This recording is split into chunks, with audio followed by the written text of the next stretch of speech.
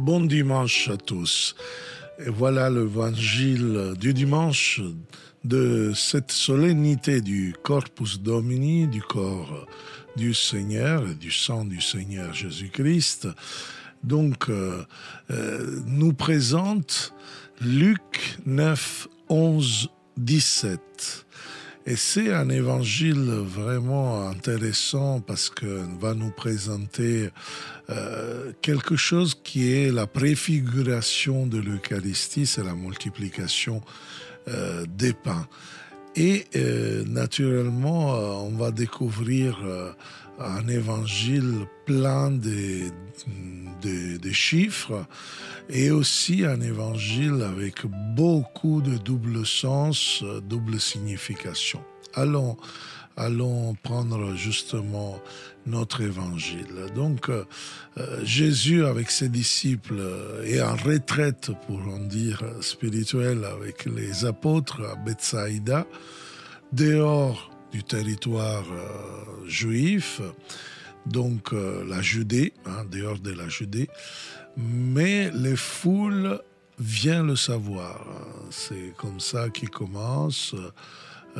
Voilà notre évangile, le verset, la partie A du verset 11. Ils viennent le savoir et le suivirent. Donc les foules sont attirées par Jésus. Pourquoi ? Parce qu'ils sentent un message qui répond, c'est un message de Dieu qui répond aux besoins de plénitude que toute personne a au plus profond de soi. Et nous voyons que Jésus parlait aux foules du règne de Dieu. Donc, Jésus ne parle pas du royaume d'Israël. Il parle du règne de Dieu. Donc, Jésus n'est pas venu pour restaurer le royaume d'Israël, mais inaugurer un nouveau type de règne. Ici, Luc ne fait pas de la géopolitique, c'est vraiment un règne sans confins. C'est un règne qui n'a pas de barrières, où l'amour de Dieu, vraiment, il veut arriver à tous. Il ne tolère pas que quelqu'un est trop critique, qui fait distinction, qui fait discrimination des gens, qui est à l'aise avec certaines et pas avec d'autres. L'amour de Dieu, il nous demande vraiment un élargissement de nos confins, de nos conforts. Et nous voyons que le but de ce royaume de Dieu, c'est son effet, c'est que justement Jésus guérissait ceux qui en avaient besoin. Beaucoup de chrétiens parfois ne croient pas que Jésus veut guérir, veut soigner et que c'est vraiment quelque chose qui a un effet de la prédication du règne de Dieu. Face au mal, face aux maladies, Jésus n'a pas des paroles de consolation ou des paroles pour t'aider à t'abandonner à un curé, à une dame qui a un enfant de 19 ans qui combat jour et nuit avec un cancer. Il lui dit, il faut que tu pries la prière de Charles de Foucault, qui est géniale, qu'on peut la dire, mais dites à cette maman-là, c'était trop. Parce qu'elle n'est pas prête à accueillir, mon père, je m'abandonne à toi. Si cet abandon, ça veut dire, je veux voir mon fils mort. C'est parfois vraiment on spiritualise trop. Et on n'est pas cohérent à l'évangile. Moi, heureusement que je n'ai pas entendu directement ce confrère, parce que sinon j'aurais répondu mal. Oui, parce que c'est pas possible. C'est pas possible pour un apôtre de ne pas comprendre que le cœur de Dieu, il veut que nous soyons soignés. Parce qu'on a besoin, il nous offre la guérison. C'est ça l'évangile. Guérissez ceux qui en avaient besoin. Certaines ne l'ont pas compris et disent que nous, on est un peu fous parce qu'on prie pour la guérison, mais bon, l'expérience nous enseigne qu'on pourrait écrire beaucoup de bouquins, de témoignages, et on continue à prier pour cet enfant, il s'appelle Henry. Bon, et on espère, voilà, on a eu des petits signes d'amélioration, mais bon, on combat toujours, ils combattent dans toute la famille. Revenons à notre évangile. Le jour commençait à baisser. Le jour commençait à baisser. Alors les 12. Donc attention là, il y a un élément qui va se répéter, par exemple au chapitre 24, quand les disciples, ils voient que le jour allait à sa fin.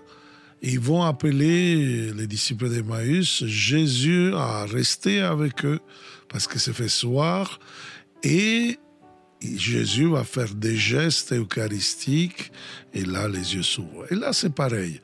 Nous voyons le jour commencer à baisser, mais attention, les 12 s'approchèrent de lui. Ça veut dire que pendant qu'il prêchait, Jésus attirait les foules, mais les 12 n'étaient pas proches. Les 12 étaient loin.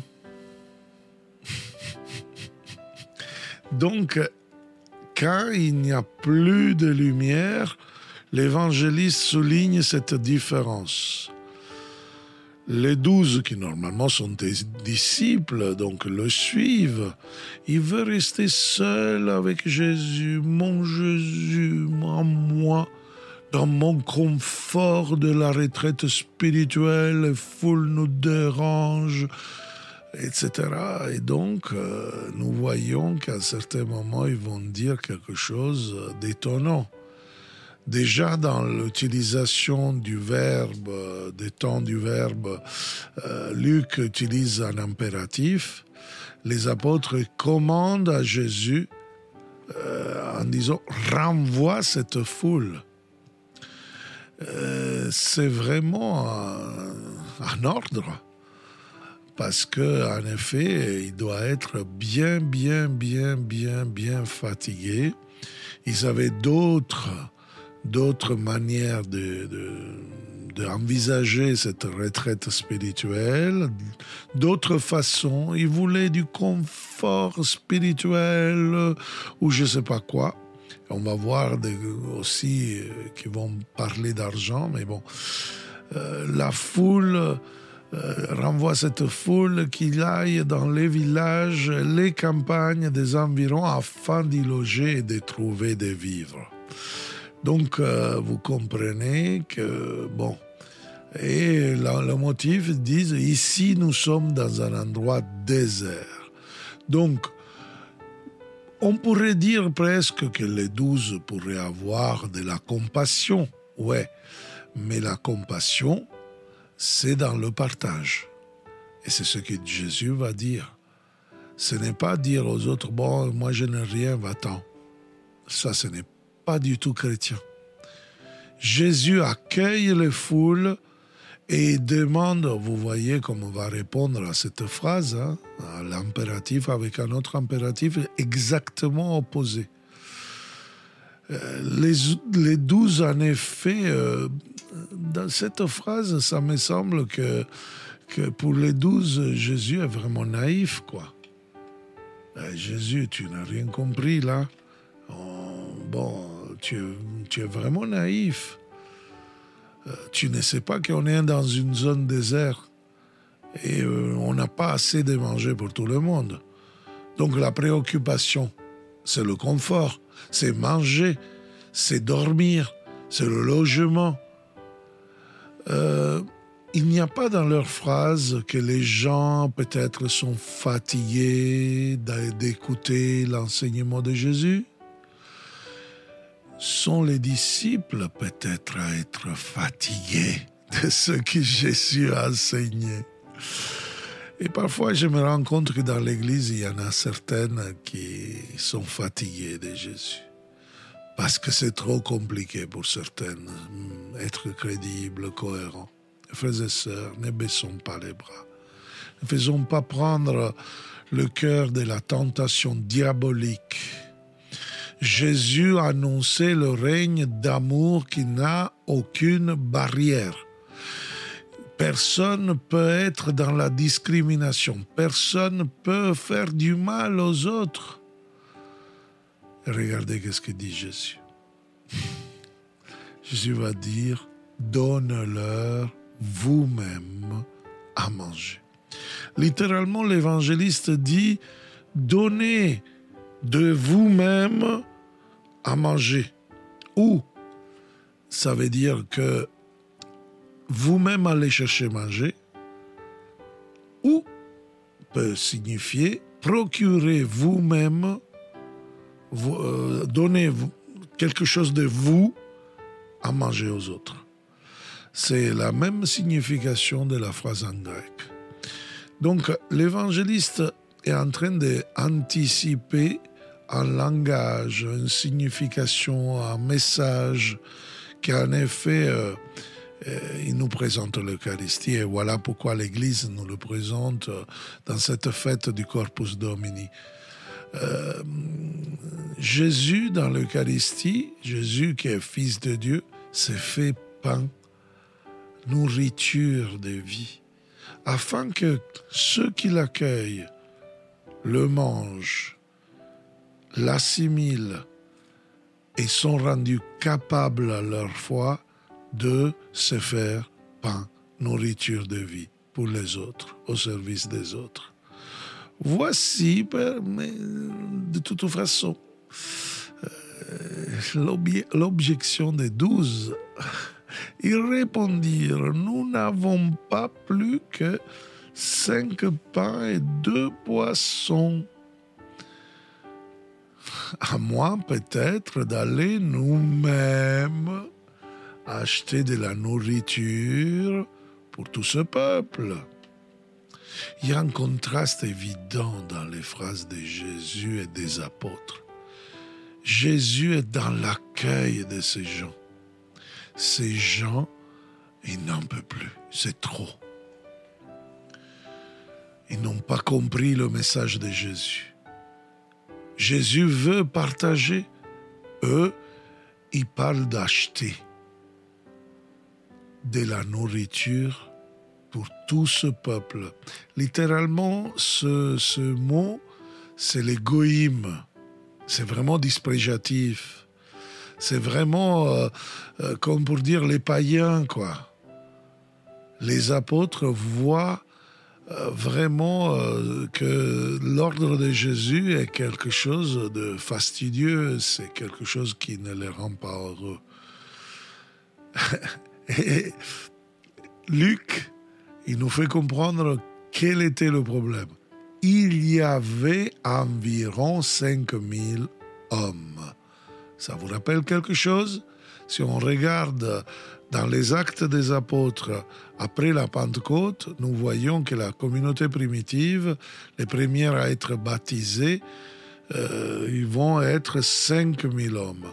Et on sait bien qu'on ne compte pas les femmes, les enfants, donc peut-être c'était 50 000, parce que quand on disait 5000 hommes, ça veut dire 5000 familles.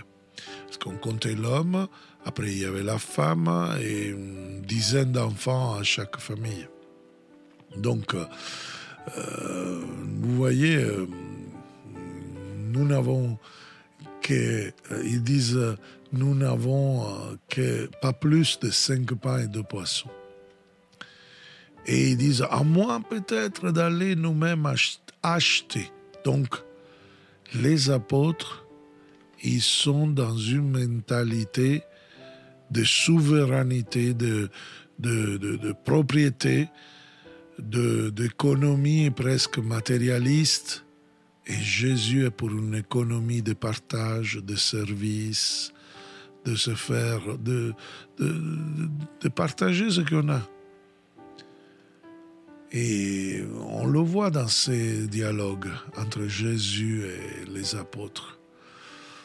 Et vraiment, ces 5000, donc, normalement, ça nous rappelle l'Église primitive. Donc, Ça nous dit quelque chose que la théologie va nous dire, c'est l'Eucharistie qui fait l'Église et l'Église fait l'Eucharistie.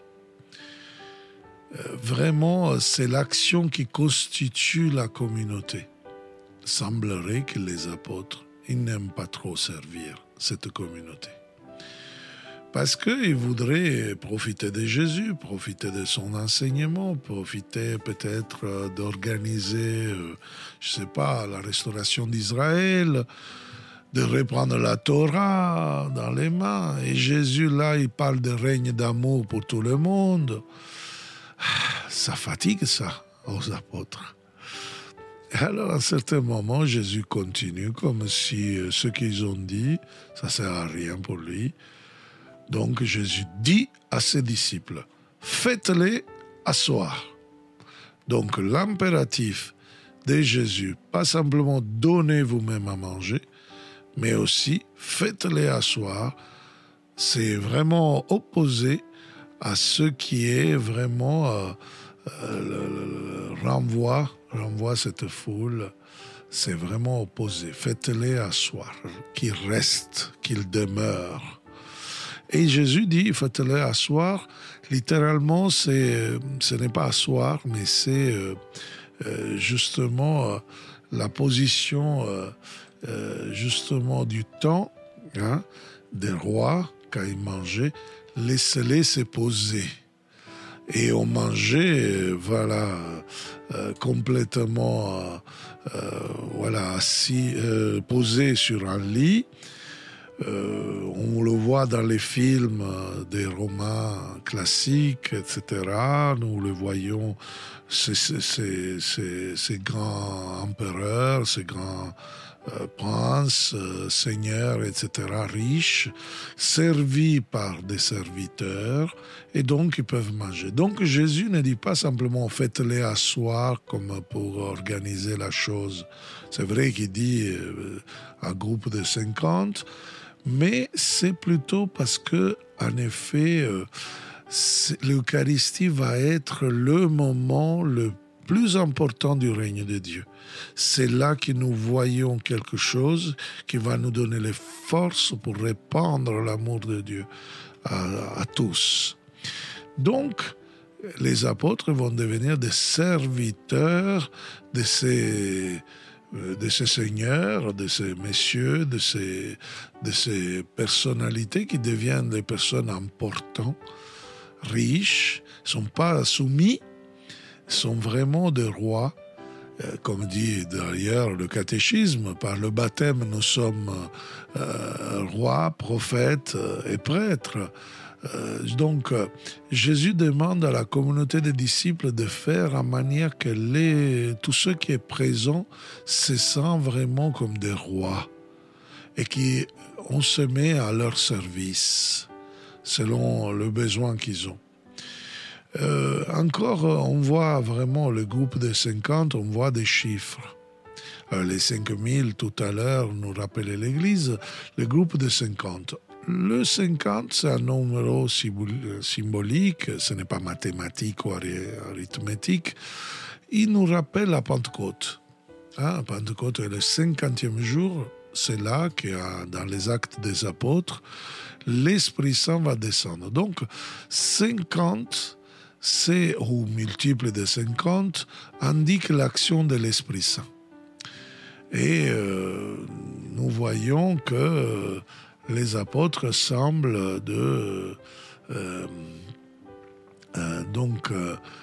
ils sont obéissants à l'ordre de Jésus parce qu'ils exécutèrent cette demande et firent asseoir tout le monde. Donc, ce n'est pas asseoir, c'est se poser. Presque s'étendre par terre, etc. Je ne voudrais pas choquer quelqu'un, mais dans l'institution de l'Eucharistie, la position des apôtres dans la salle, dans la chambre haute du Cénacle, c'était la même. Parce que, selon certaines études, selon mon professeur Enrico Mazza, italien, paraît-il, était repas juif, donc c'était Pessah, il n'y avait pas de table, on ne s'asseyait pas, on se mettait vraiment posé afin qu'on puisse se sentir comme des rois. Vous voyez, c'est très intéressant. Et là, ça va peut-être nous choquer parce que nous, on n'est pas habitués dans l'Eucharistie, dans la messe, on se met debout, certains à genoux, certains à un certain moment, etc. Bon, la liturgie dans les époques s'est échangée selon aussi la signification anthropologique du moment. Donc vous voyez, Jésus n'a pas fait comme ça. Donc quelqu'un me dit qu'il faut faire comme dans un certain concile du passé, veut vraiment... parce que ça, c'est la véritable tradition. Alors, la véritable tradition, il faudrait se coucher tous par terre, voilà. Mais nous ne devons pas interpréter littéralement la parole. On ne peut pas avoir ces mentalités un peu trop stéréotypées. Il faut vraiment comprendre, et l'Église est toujours attentive à réformer la liturgie. C'est pour cela qu'on a même, dans quelques mois, qu'on a reçu le nouveau missel qui a changé des parties de l'Eucharistie, et le Notre Père et d'autres choses. Donc voilà, c'est normal. Ecclesia semper reformanda, disent les latins. Donc nous voyons qu'à un certain moment, Jésus il commence des gestes qui, en effet, nous disent vraiment l'Eucharistie. Jésus prit les 5 pains et les 2 poissons, levant les yeux au ciel, donc en communion avec Dieu. Il prononça la bénédiction, la beraka. C'est comme tout disciple, comme tout juif. Il est dans l'action de grâce en bénissant Dieu afin que Dieu bénisse le repas. Donc la beraka est par excellence du juif avant de manger. Baruch ata Adonai melech haolam metzileke min haaretz. Et c'est vraiment parce que ce pain est sorti de la terre, et c'est grâce à toi, parce que si tu ne faisais pas tomber la pluie, si tu ne soignais pas le blé, ce n'est pas notre effort. Nous, on a peut-être sémé, peut-être fait la farine, peut-être fait le pain, mais toute nourriture vient de Dieu. Et là, ça dit vraiment l'importance de la gratitude que la nourriture est un don de Dieu, et c'est pour cela tout chrétien bénit le repas. Et c'est très important pour les petits-enfants comme pour les adultes de reconnaître si on mange, c'est vraiment un don de Dieu et il faut le partager, il ne faut pas gaspiller, c'est quelque chose de fondamental. Vous voyez, parce que justement les dons de Dieu, on les bénit et quand on les bénit, ils vont se multiplier. La multiplication, c'est quoi? C'est le partage. C'est l'effet normal qui rend possible l'action créatrice de Dieu. Donc, Jésus, il les rompit les pains et les donna à ses disciples. Ah, vous direz, il donne aux disciples parce qu'ils sont les plus importants. On les mains bénies, Jésus, les autres ne peuvent pas toucher. Ce n'est pas expliqué comme ça. Vu qu'il avait dit « donnez vous-même à manger », c'est normal, ils sont au service. Ne demande pas d'être des patrons, des propriétaires des pains, parce qu'il n'a pas demandé qu'il allait les acheter, mais il les donna, regardez bien, la traduction est merveilleuse, afin que, pour qu'il distribue à la foule. Les apôtres reçoivent le pain eucharistique de Jésus pour le distribuer, pas pour décider et de se sentir les patrons. Hein? Parce que justement, c'est là, ça va être un rôle de certaines, pas de tous, déjà. Mais dans notre évangile, en effet, le problème, c'est que, voilà, les apôtres se mettent au service. Et donc, cet partage permet la distribution des pains. Donc, au début, ce sont 5 pains. Jésus va les rompre. Et qu'est-ce que ça arrive? Arrive la multiplication. Arrive une multiplication qui, ce n'est pas simplement un miracle. C'est simplement la normale conséquence du partage. Quand tu partages quelque chose, même des choses pauvrement, très peu, tu vas vraiment augmenter la joie, augmenter vraiment la réalité de tes frères et sœurs. Moi, j'ai eu une expérience cette semaine. Ilenia, une jeune fille, la fille d'une Patricia, d'une dame qui a fait une formation à MSCOM avec nous par Zoom. Et à un certain moment, elle m'écrit, Père, prie pour moi, à l'université, ils se sont trompés dans les frais universitaires. Et on m'avait donné une bourse et donc je n'ai pas mis à côté de l'argent parce que j'étais sûr de cette bourse. Finalement, je vais faire l'examen final de thèse. Ils m'ont dit qu'avant la thèse, je dois payer plus de 3 000 €. Donc, et mes parents ne peuvent pas me donner plus que 1 500 €. Comment on va faire? Prie pour moi que je trouve, je veux travailler, mais en même temps, je dois étudier, je dois faire. Alors, si je rate l'examen, je ne peux plus le répéter, je ne sais pas quelles règles, pourquoi. Et alors, à un certain moment, j'ai dit, mais écoute, moi, je ne les ai pas, mais quelque chose, je vais te le donner. Et écoute, pour te donner cet argent, je pense que c'est bien que tu fasses quelque chose, un GoFundMe. Donc, elle a fait un truc. Je l'ai envoyé même à des amis français. Et finalement, petit à petit, elle est en train de... Même des personnes qui je sais qui ont des difficultés économiques ont donné quelque chose. Et c'est fantastique. C'est fantastique, frères et sœurs, parce qu'en effet, c'est ça le miracle de la multiplication. On donne très peu, mais un océan est fait de gouttes. Vous voyez? Donc, nous voyons que Jésus donne pour que se multiplie. Il y a une chose importante, les experts de littérature juive, ils vont remarquer que dans le récit, il y a une omission importante que Jésus ne fait pas. Jésus, Luc 9, ne nous dit pas que avant de prendre le pain, il a fait les ablutions, il a fait les rites de purification typiques des Juifs de son temps. Pourquoi? C'est la nouveauté de Jésus. Il ne veut pas une religion de purification par le rite ou la religiosité. Il veut nous dire que l'unique purification qu'il y a, c'est accueillir lui comme Seigneur et Sauveur de la vie. C'est l'unique chose qui nous purifie, nous sanctifie, et donc nous rend dignes de lui et nous met au service. C'est pour cela qu'après, vous voyez, il n'y a pas les ablutions, mais il y a un bon repas.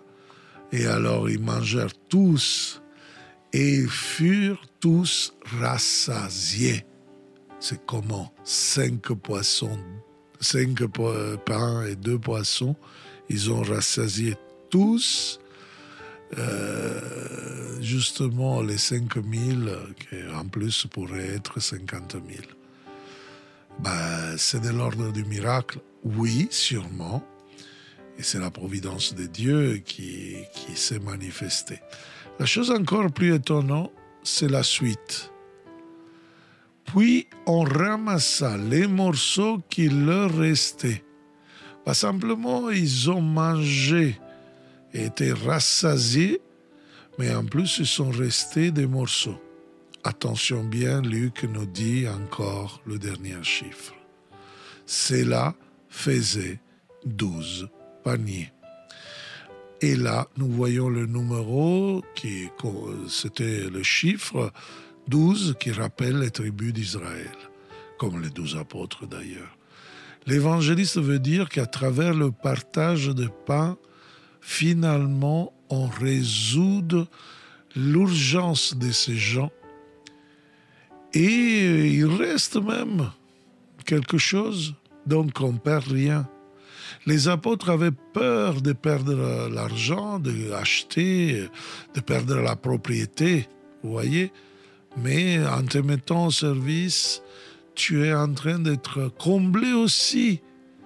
Et tu as 12 paniers, c'est-à-dire vraiment, c'est vraiment un autre Israël, c'est une autre manière de penser, c'est une autre manière de donner à manger au peuple d'Israël. Et donc, jusqu'à que les personnes prennent pour soi, il y a de l'injustice, il y a la faim dans le monde. Mais quand on commence à rentrer dans cette économie de communion de Jésus, comme disait Chiara Lubick, vraiment nous voyons la multiplication de l'action créatrice de Dieu. Et voilà que tout le monde sont rassasiés et tout le monde reste dans l'abondance. Et là, nous voyons donc que nous sommes invités à ce mémorial eucharistique. Un mémorial, vous voyez, ce n'est pas simplement un souvenir, ce n'est pas quelque chose qui est, simplement me rappelle ce qui est arrivé. En hébreu, le mémorial biblique est le zikaron. Zikaron, c'est quelque chose qui en effet te fait revivre réellement ce qui s'est passé. Et tu n'es pas simplement un souvenir, mais tu as la présence de ce mystère en même temps. Et quel est ce mystère? C'est le mystère du salut, le mystère de la mort et de la résurrection. Donc le corps qui a passé la passion, le corps de Jésus-Christ, qui était flagellé, qui était crucifié, qui est mort, qui est descendu aux enfers, qui est ressuscité, qui monte au ciel, c'est le même corps que nous célébrons dans l'Eucharistie. Et c'est ce corps qui nous donne cette mémorial, c'est-à-dire nous fait vivre, nous rend présent la présence de ce Christ mort et ressuscité pour nous donner une vie qui se nourrit de lui, qui annonce, qui donne soi-même, parce que nous devenons Eucharistie, nous nourrissons, et à notre foi, nous donnons nous-mêmes à manger aux autres. Nous devenons Eucharistie, nous devenons pain de vie pour les autres. Et c'est là vraiment quelque chose qui, en effet, donne la mémoire de Jésus à travers notre vie, mais aussi la présence. Mémoire et présence, le mot de ce livre écrit par Jean-Paul II. Et il y a quelques années, Saint Jean-Paul II écrivait ce livre Mémoire et présence du Seigneur parmi nous. Voilà, frères et sœurs, le message de cet évangile du dimanche. N'hésitez pas à partager ce podcast. N'hésitez pas à cliquer j'aime, à télécharger, à l'envoyer à d'autres amis, à le mettre dans tous vos réseaux sociaux.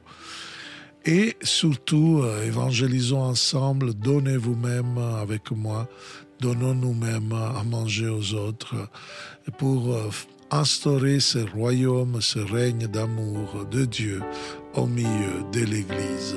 Amen. Bon dimanche à tous et à la prochaine.